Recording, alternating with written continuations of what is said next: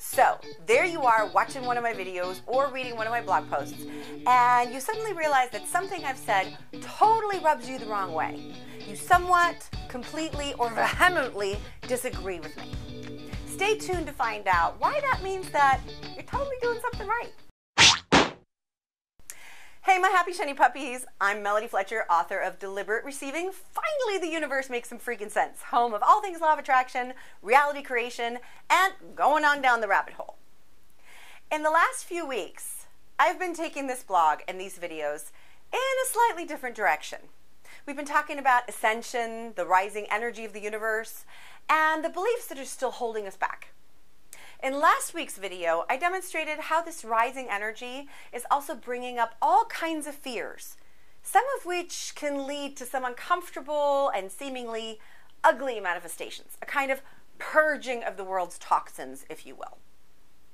But I demonstrated this point by talking about a very controversial topic, the US presidential election, and some of the specific players involved. Now, a video like that was bound to ruffle some feathers and bring up a lot of secondary questions. I did my best to disclaimer the shit out of it, but as was inevitable, many people still felt that I kind of stepped on their toes. And that means that this week is the perfect time for me to tackle today's topic. Why you disagreeing with me and even sometimes being offended by me is totally normal, inevitable, and actually a really good thing. Let me explain. First of all, I consider myself first and foremost a translator of energy. This means that what I offer isn't so much my opinion as my interpretation of a higher vibration. Accessing this higher vibration is something I've trained myself to do, but something that all of you can do as well.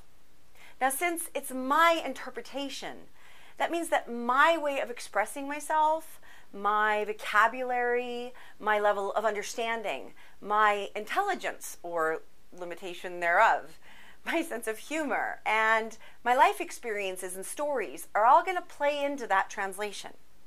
This makes my translation unique to me, even if the underlying wisdom isn't. It's like I'm explaining math using my own analogies. The analogies are mine, but the concept of math isn't. So what exactly am I translating when I answer a question? The answer that this particular question, the energy of this particular question elicits. That means that I'm answering the question from the point of energy from which it was asked.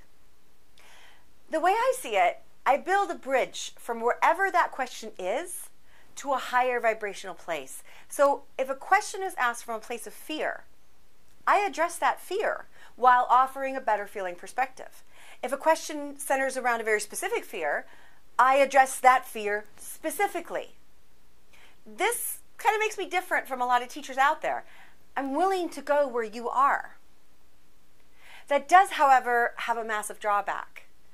Whenever I get specific, there's a risk that I'll exclude any listener who doesn't resonate with the exact details of the question or answer.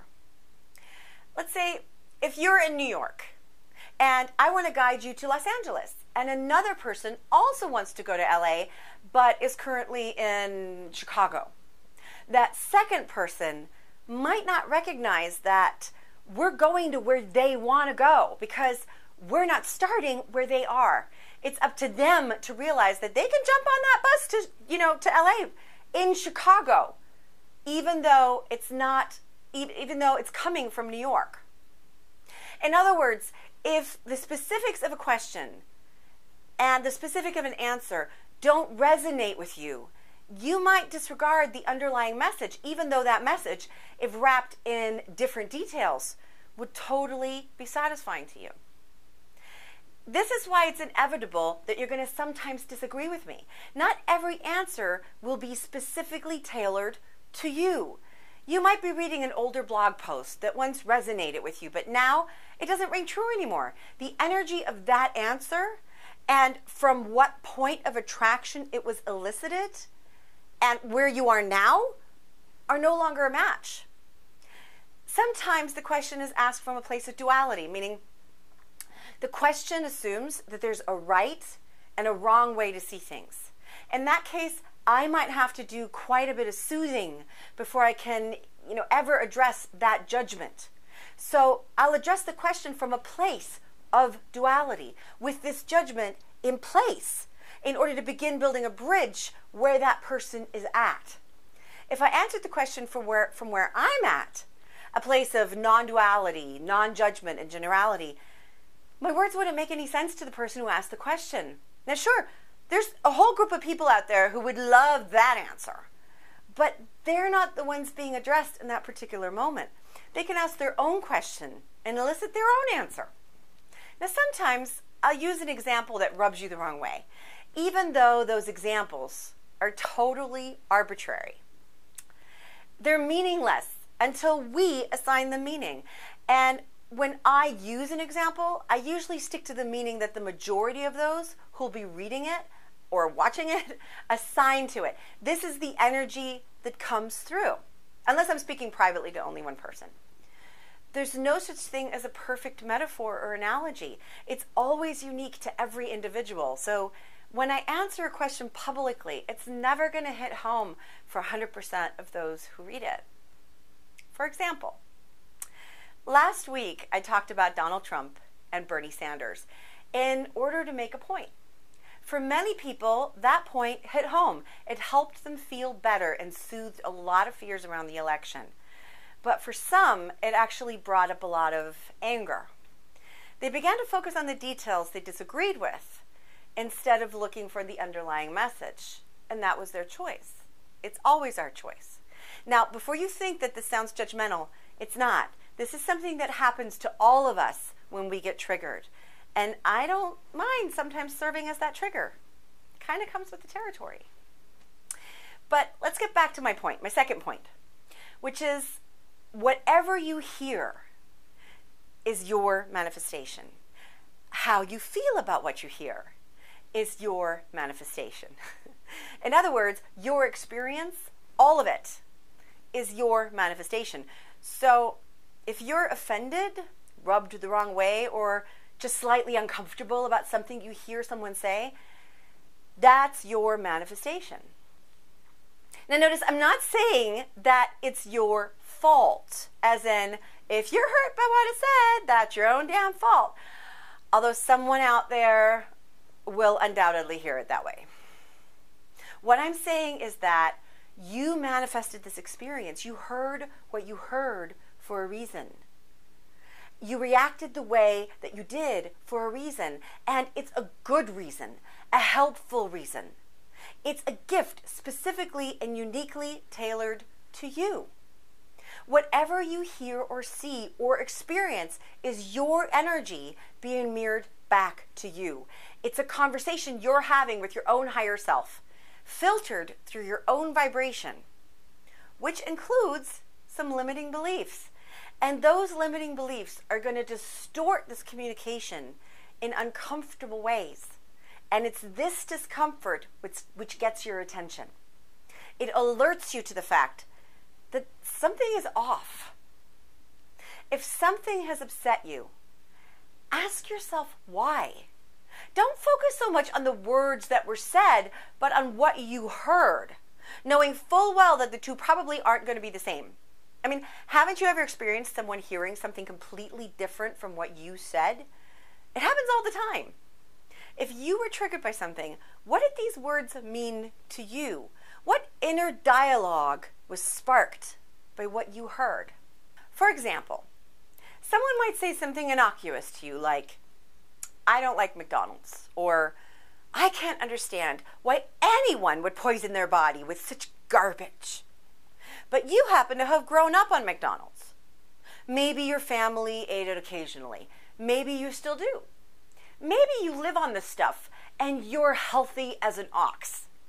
So when this person expresses their opinion, which is totally arbitrary, by the way, as far as you're concerned, what you hear is your parents, whom you love, were irresponsible and bad. You're a bad parent if you give your kids a cheeseburger, even every once in a while. Your opinion doesn't matter because you don't agree that fast food is poison. You should be ashamed of yourself. You're completely powerless in this conversation, or any number of other deprecating or ugly statements. What was said is irrelevant. That's just the trigger.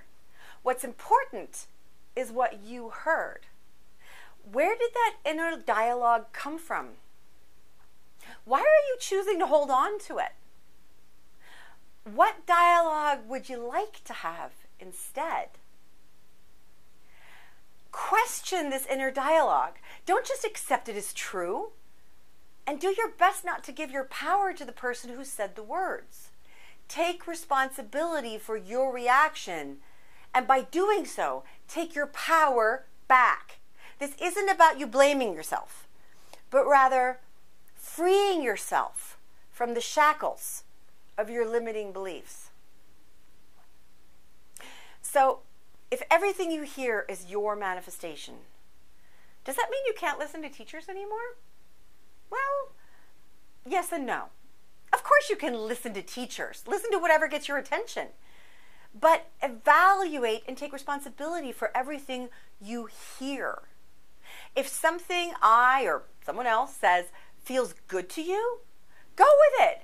If it doesn't, disregard it. Or if you have a reaction to something I say, take a look at that.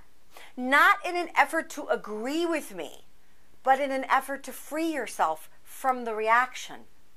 If the perspective that I've offered doesn't feel good to you, figure out which point of view does feel good to you. If the details of my analogy or metaphor don't work for you, change them until they do. It's your vibration. It's your energy. Own it. So here's the bottom line. You can and you should disagree with me whenever you do. You can't help how you feel. In that moment, you can't help your reaction. Own that and work with it. The goal is never to agree with me. It's to find your way to who you really are. It's to resonate at your own unique, pure energy. It's to find the perspective that works for you. I'm happy to play with you wherever you're at. And I am so honored to get to be a part of your journey. I can't even describe how fun it is for me to answer your questions. And I trust fully and completely that whatever questions make it into my reality are perfect. Which is why I don't try to direct at which level I answer questions. It's all fair game. I'll build the bridge from wherever you are, and I'll build an infinite number of bridges. It's my favorite thing in the world. And with that, I want to thank you for being in my reality and for being part of my game and my evolution, just as I'm a part of yours. And now I want to hear from you. Have you ever disagreed with anything I or someone else has said? Has it led you to a deeper understanding that ultimately felt better to you? Share your story in the comments and let others witness and benefit from your process. For now, I'm Melody Fletcher. Huge hugs to all of you and see you next week. Bye.